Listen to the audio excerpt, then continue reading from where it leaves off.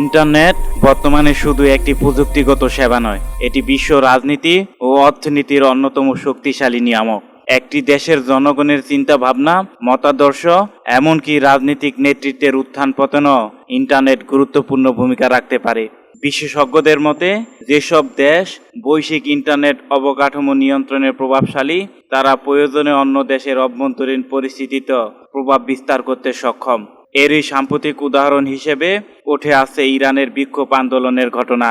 Iran সরকারের অভিযোগ, যুক্তরাষ্ট্র এবং ইসরায়েল সামাজিক যোগাযোগ মাধ্যমকে হাতিয়ার হিসেবে ব্যবহার করে ইরানের জনগণকে সরকার বিরোধী আন্দোলনে উস্কে দিয়েছে।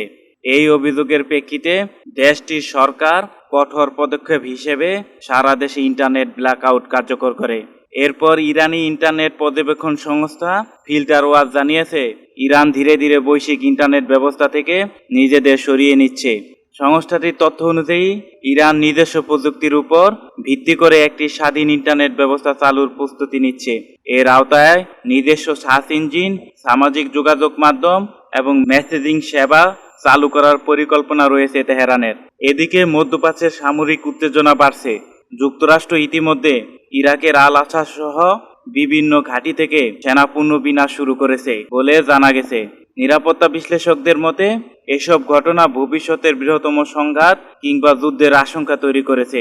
বিশ্লেষকরা আরও বলেছেন, ইরান এখন কেবল সামরিক নয়, প্রযুক্তিগত দিক থেকে স্বনির্ভর হতে চাচ্ছে।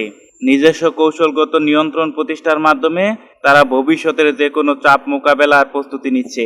সব মিলিয়ে ইন্টারনেট, রাজনীতি ও যুদ্ধ, এই তিন সংযোগে মধ্যপ্রাচ্যের পরিস্থিতি ক্রমেই আরও জটিল রূপ নিচ্ছে।